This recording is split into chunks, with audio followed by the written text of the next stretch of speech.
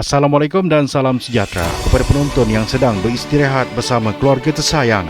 Bertemu kembali dalam program Lensa Global yang akan membawakan anda perkembangan semasa dan terkini yang berlaku di seluruh pelosok dunia.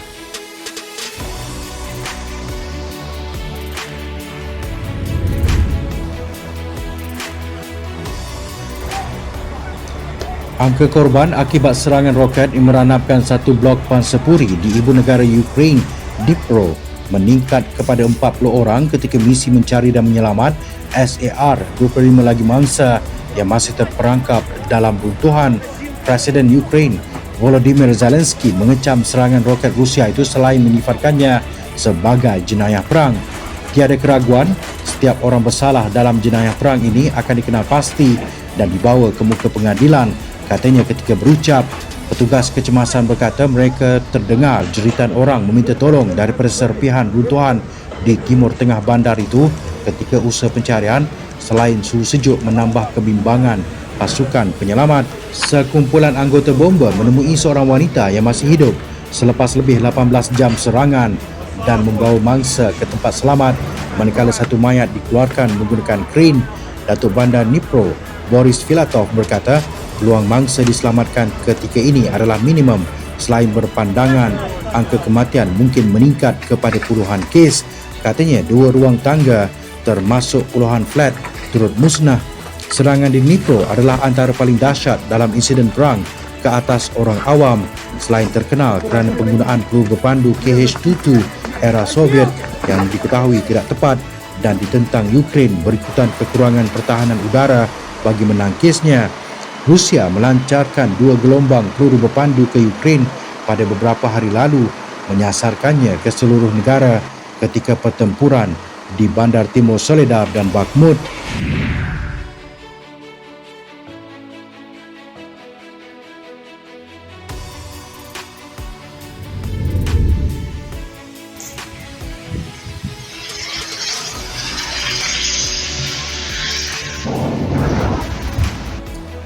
Sekurang-kurangnya 68 mangsa terkorban apabila sebuah pesawat membawa seramai 72 orang meliputi 15 warga asing terhempas di Pokhara pada Ahad dalam nahas udara disifatkan terburuk sejak 3 dekad lalu di Nepal. Stesen televisyen tempatan menyiarkan rakaman menunjukkan kepulan asap tebal dengan ratusan anggota penyelamat bertungkus lumus melaksanakan operasi SAR di lokasi kejadian sekitar lereng bukit, manakala orang ramai dilihat turut berkumpul di kawasan bangkai kapal terbang itu. Pesawat itu terbakar, kata pegawai polis AJKC, sambil memaklumkan anggota SAR berdepan kesukaran untuk sampai ke lokasi kejadian dalam gaung antara dua bukit yang terletak berdekatan lapangan terbang bandar pelancongan berkenaan. Menurut pihak berkuasa penerbangan, dalam satu kenyataan, pesawat itu menghubungi lapangan terbang dari Seti Ghosh pada 10.50 pagi sebelum terhempas. Insiden berlaku ketika pesawat dengan enjin berkembar ATR-72 kendalian Yeti Airlines berlepas dari Kathmandu dengan membawa 72 orang termasuk 2 bayi dan 4 kru, kata jurucakap syarikat penerbangan Nepal itu, Sudarshan Bartola. Seorang pegawai lapangan terbang Nepal pula memaklumkan seramai 15 warga asing turut berada dalam kapal terbang, membabitkan 5 warga India, 4 Rusia, 2 Korea Selatan dan masing-masing seorang dari Ireland, Australia, Perancis serta Argentina. Perdana Menteri Nepal, Pushpa Kamal Dahal, mengadakan mesyuarat kecemasan kabinet susulan tragedi itu menurut satu kenyataan kerajaan. Menurut laman sesawang penjejakan penerbangan Flight Radar 24, pesawat terbabit dalam tragedi tersebut telah berusia 15 tahun.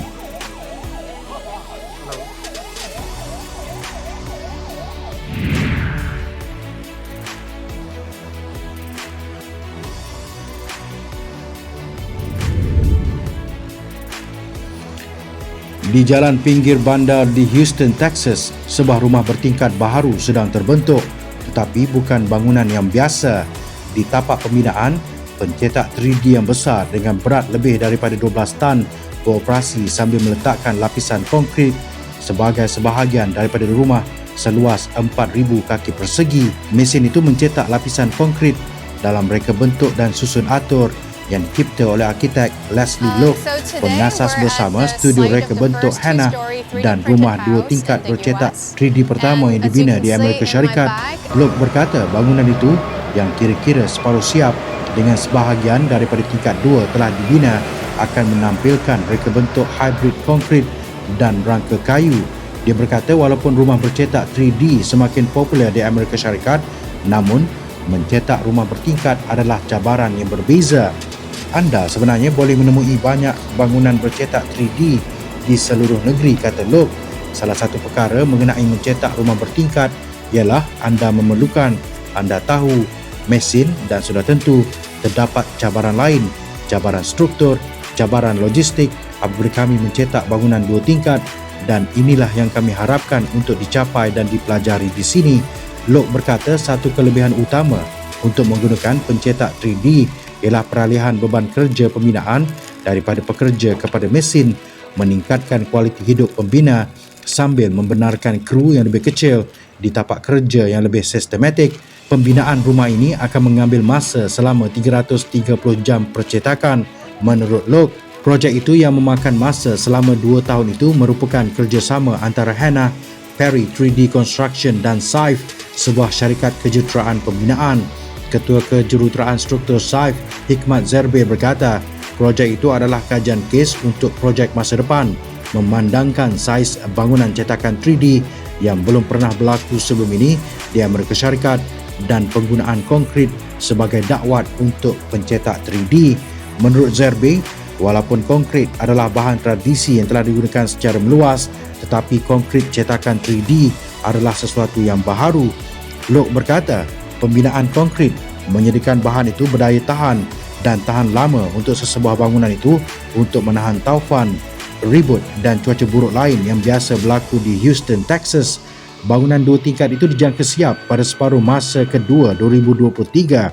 Sementara rumah 3 bilik tidur itu telah dijual kepada satu keluarga yang dirahsiakan. Look berkata firmanya merancang untuk menggunakan pengajaran yang diperoleh daripada projek ini untuk berkhidmat kepada lebih ramai pelanggan melalui pencetakan 3D.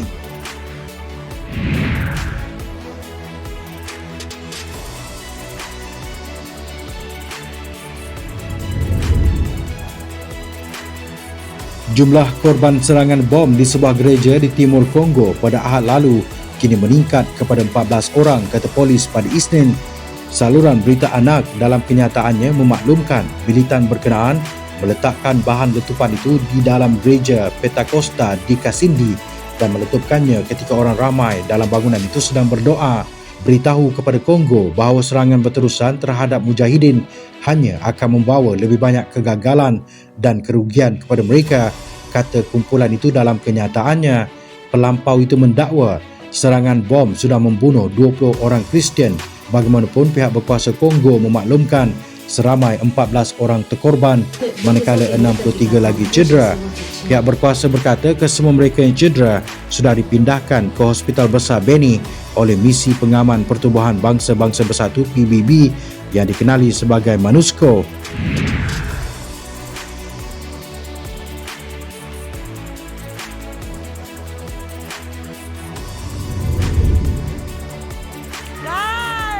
Polis anti-mafia Itali berjaya menahan ketua mafia Sicily, Matteo Messina Denaro pada Isnin, sekaligus menamatkan pemburuan pelarian paling dikendaki negara itu sejak 30 tahun lalu. Messina Denaro, 60 tahun, yang juga seorang pembunuh, adalah tokoh terkemuka di Costa Nostra yang mengetuai sindiket jenayah Sicily seperti yang digambarkan dalam filem Godfather. Malah dia pernah berbangga ketika ditahan suatu ketika dahulu dengan mengatakan dia kini dapat berkongsi tanah perkuburan dengan mangsa yang dibunuhnya. Menurut Komander Operasi KAS, Pascal Angelo Santo, dalam satu kenyataan dikeluarkan polis, ketua penjenayah itu ditahan di dalam sebuah pusat kesihatan di Palermo di mana dia sedang mendapatkan rawatan terapeutik. Messina Denaro dirawat secara berkala di klinik itu sejak setahun lalu bagi penyakit kanser usus besar dengan menggunakan nama samaran dan tidak melawan ketika ditangkap, kata agensi berita ANSA. Pakar jenayah dari Universiti Essex, Anna Sergey, berkata Messina Denaro adalah mafia yang terakhir yang paling berdaya tahan. Mafioso Sicily paling tulen yang masih tinggal. Rahsia yang disimpannya mencetuskan konspirasi berhubung perjanjian dalam kumpulan jenayah itu sekitar 1990-an. Pada asasnya, dia adalah tonggak kuasa bersejarah Cosa Nostra dan mitos mengenai zamannya mengetuai kumpulan mafia adalah antara punca kenapa legenda kumpulan jenayah itu berkesinambungan, katanya kepada media. Perdana Menteri Giorgia Meloni berkata, Messina Denaro adalah ketua mafia paling penting dan penahanannya di Sisili adalah kemenangan besar bagi negeri itu dalam perang menentang jenayah terancang. Gambar yang dikeluarkan polis menunjukkan Messina Denaro berada di tempat duduk belakang kenderaan dengan memakai topi berwarna krim, cermin mata hitam dan jaket berlapis kulit biri-biri berwarna coklat serta krim. Dia sudah melarikan diri sejak 1993 dan satu-satunya gambar yang pernah diambil sekitar tahun 1990, Messina Denaro ditangkap sehari selepas ulang tahun ke-30 penangkapan Salvatore The Beast Riena, iaitu bos Cosa Nostra yang meninggal pada tahun 2017.